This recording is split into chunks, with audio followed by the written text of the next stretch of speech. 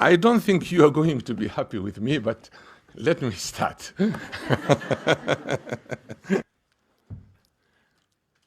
Somalis deny Africanity.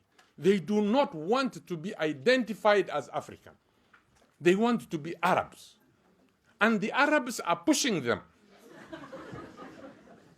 There's a dilemma here. You see, there's identity crisis here now. I don't have identity crisis. I'm an African, and there are so many Africans in Africa. I don't have identity crisis. You can call me whatever you want. But I have identity. You do not have identity now because the Arabs have refused you. They are telling you, ya Abdi. And you're better off to accept me as your brother rather than going to an Arab.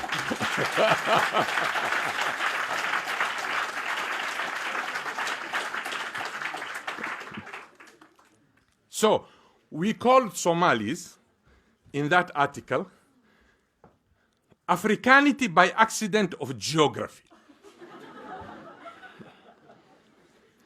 This group consists of those who happen to be in Africa without their wish to be there. Individuals who found themselves living in the continent by virtue of circumstances beyond their control. In other words, circumstantial Africans.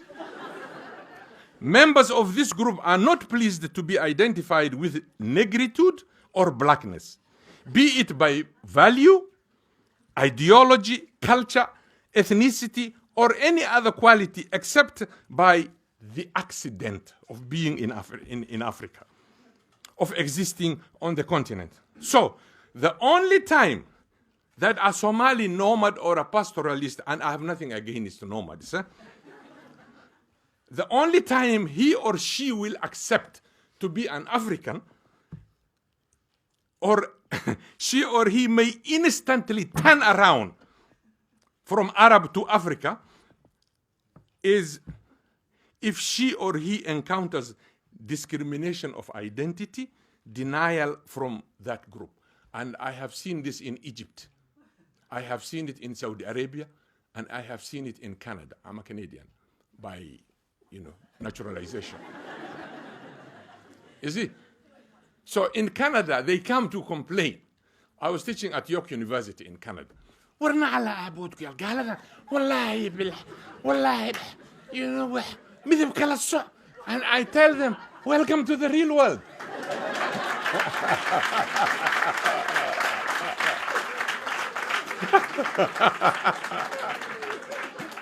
In Canada, I used to teach at York University. Some of my students, they come to me and they say, Prof, these white people, they discriminate us. This is not right. I said, yes, welcome to the real world. Because I have training for discrimination. You gave me. Back home, you gave me that training. To me, this piece of cake.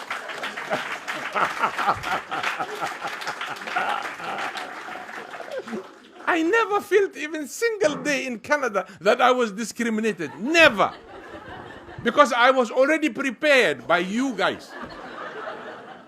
As the person who assumes that the purpose of discussion is the pursuit of truth. Now, he continues, such an intellectual is one who attempts to identify problems, reflects on them, and does not shy away from asking hard and unpleasant questions. I didn't shy away, I explained. And who suggests, not imposes, some type of solution to the problem under his or her scrutiny. So he concludes and says, therefore, I would argue that an overwhelming number of Somali intellectuals are simply university and college graduates. Because education which does not bring about a transformation in the consciousness of the educated is hardly beneficial to the individual, let alone to society. If you are educated and the education is not bringing any transformation in you, you still go back to your tribe. You still go back to the nonsense of calling me, or Adon Batai, Bid the Batai, which I don't understand. You see, but like now I'm not called Adon because I'm a professor. Everybody knows there's a little resource around me. Everybody will come.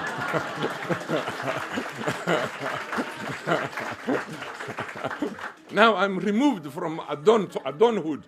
Now, we're Sudan way. Abdi was Sudan. I'm not Sudan. Adon.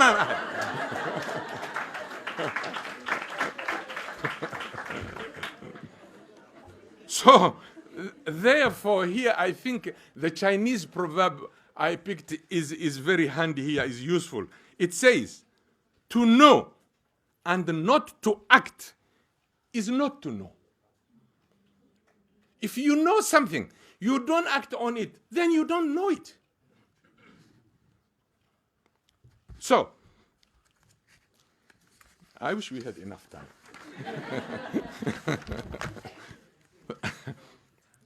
Now, this is where I come to the character, which I think Burhan, most of it he covered. I thank him. It's the first time I meet him, and I heard about him and I read, but I never met him. The character of a nomad or a pastoralist is to disdain agriculture. Not only that, to disdain any manual job. They don't want to do anything that involves handwork. How do you progress? How do you develop? You tell me. These missiles that are being sent, this technology that is happening among the Japanese and all this, do you think it came because of Gabay? No. It started with a hand. And now I am doing the handwork. You insult me because of doing the handwork. Kabaha lagu tolay. Borsa lagu sameye. You respect the Italian who makes the shoes and the handbag. But the one who is with you, who's a Somali who makes the shoe, the knife, the metal, you derogatively abuse. Ask yourself, are you intelligent really? We will come to the intelligence. We can live together and we can be diverse. There are countries like Tanzania, Kenya, Uganda. They have 50 tribes. They have 50 languages. And they are a nation. They are intact. They are together. They are working. So why do you deny my language? Why do you impose on me your language? Why? If you want to kill a society, I have seen this in the US and Canada, you first take away the language. When you want to kill a culture, you take away from them the language. Then that culture is dead. You know why? Because you are adopting another language and you are always told, no, you are not the master of the language. Stand behind. Because you adopted this language. It's not your language. So many young men in my country, in Somalia, they have been robbed of their culture. I was in primary, I don't know if we have time to finish this. I was in a primary school. I went to register. There's this old man that came, he's a Rahawin, wrongly called Rahawin, but they are Rewin. There is no Rahawin. He came to register his son at the same school. Me, I was already registered, but we are just standing there. So he doesn't speak another language. He speaks only the Rewin language. Is that a crime? So the headmaster, he said, I want my son to be registered. I am here. I was living somewhere else, so I moved now here in this area. This school is near to my children. I want to be registered. And listen what the headmaster answered. He says, war Soomaalidii baan wax u la'nahay.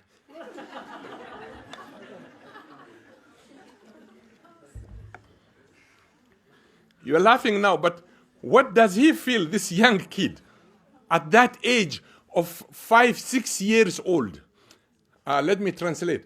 An old man came to register his son in a school that he moved in that area. And the headmaster tells him, because he was speaking a different language.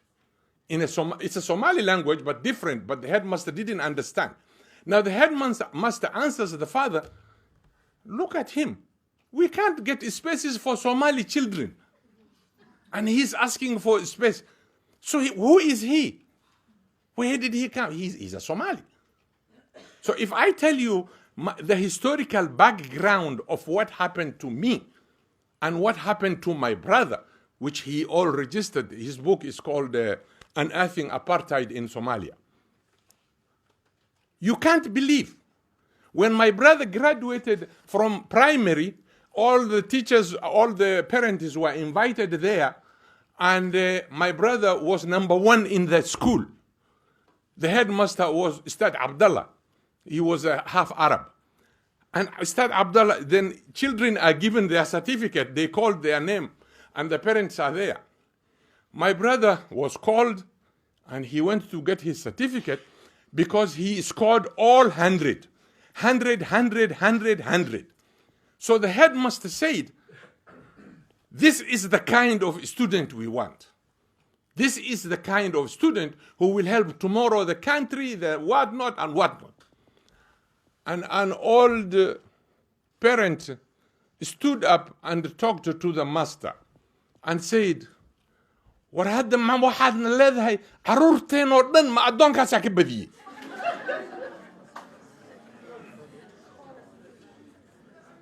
I knew you will not like it.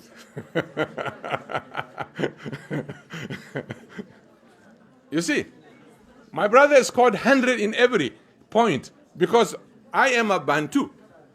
My brother is a Bantu or a Jarer, whatever you want to call it locally.